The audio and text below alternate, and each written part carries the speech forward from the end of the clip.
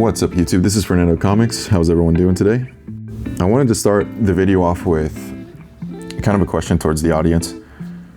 Do you guys think that comic fights have been particularly bad lately? Yeah, me too. You see, at first I thought that I was just getting burnt out by comics, and maybe I am. It's totally possible. There's been a couple times where I look at comics and I just don't care, or I just don't want to read them anymore. But I'm starting to focus in on the reason for that, and I genuinely think that it's lack of quality. And the issue that we're going to talk about today is Thor number 34 from his last run. It's over now, thankfully. And I don't say thankfully because I want to be a smart aleck about it, or I want to put anyone down that was on the team to write it. I'll do that later. But it was really slogging along.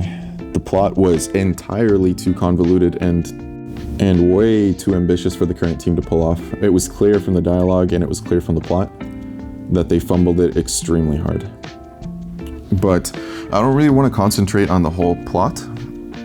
I just want to look at one scene in particular. So in Thor number 34, we get Thor versus Thanos versus Dr. Doom. That should be a hype fight, right? Like, there are few fights that would compare to the magnitude of these three dudes in a room.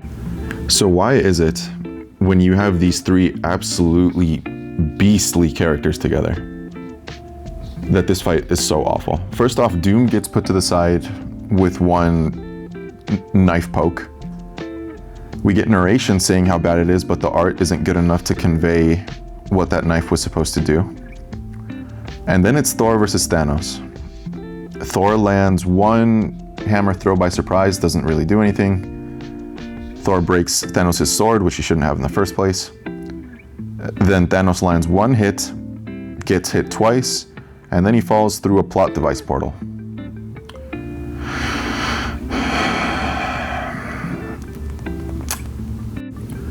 What a disappointing fight when you have these three characters in a room. You know, they don't put these guys together because they don't want the audience to get hyped, right? Like, they're definitely banking on readers enjoying seeing Thor, Thanos, Dr. Doom, Boar, all of the other characters that were in this scene. And they're counting on the hype that comes with them, but then they don't deliver. The action is of no consequence. It bears no consequence on the story besides serving some way to get the bad guys out of the scene. And it comes off as extremely spineless to me. Like, the author didn't have the spine to have someone win that fight. The author didn't have the spine to have anyone be hurt in this fight. And it comes off as like an attempt to appease everyone, and all it does is satisfy no one. Even if Thor lost, like, Thor's my boy, everyone knows that. At least something would have happened. This is like, he got a vague advantage on Thanos that can't really be argued strongly in favor of anyone. And then that's it. And if this had been some sort of side scene in an event, you know, that's different. Well, maybe we can argue that it's not the main event and that's not really a fight that's meant to move the plot forward. It's just something that was happening in the background. But this is the penultimate issue of Thor's run, Thor's main run, one of Marvel's most important characters. And they hype it up by putting Thanos on the cover, along with Dr. Doom and Thor. And then they fight for 3 pages, and then the 7 other pages that are left in the comic book, 7 or 8, are dedicated to a plotline that's not going to get finished. Like, what are you doing? Write a proper fight. And I totally understand that fights can be subjective as well. And people may, heck, maybe there's some people in the audience who looked at this fight and just thought it was magnificent, clapping the whole time they read it. But I doubt it. This is going to be some issue that gets put on the back burner forever. And it didn't have to be that way. Part of the reason, and you guys can correct me in the comments if you disagree with me, of course, but at least part of the reason that I read comics is, of course, for plot, art, and action. And while this comic in particular, since this is the one we're talking about, it definitely had a plot. At least you can't say it didn't have a plot. Was it a good plot? Well, it was a convoluted one that was destined to fail from how many things they tried to stuff in it at once. But I'll digress from that. Like, we can all disagree on that. Maybe there are people who really liked it. I didn't like it, but that's okay. The art falls extremely flat, and I mean that in a literal sense. It's lacking impact. And if we had a bit more honesty in this industry, we'd be able to point that out before this gets printed. And that's quite honestly what I think would solve a lot of the problems that Marvel's going through. A little bit of honesty from the people who are reviewing this material. It's okay to tell authors, my guy or my girl, this is not hitting. This plot is convoluted. You're not finishing it correctly. You're baiting the readers. The art is falling flat. Take your time on it and do it better. Make it look good if you can, or get an artist who can do these things right. I don't know how someone can look at some of the artists today and be like, that's the one right there. That's the one I want doing 15 issues of Marvel Comics. I see better artists, honestly, on Fiverr or on DeviantArt of all places, or Reddit. You can find better artists on these sites than you can find in the professional sphere of Marvel, no less. Well, that's certainly not good. And it shouldn't be excused either for a company that has so much money like Marvel and so much influence and so many resources. Likewise with the plot, it shouldn't be excused because they can do better. And if they're not doing better, that means we're getting a lesser product as readers, and we're just sort of forced to take it. Which is, that is what we're forced to do. We can't really make an impact.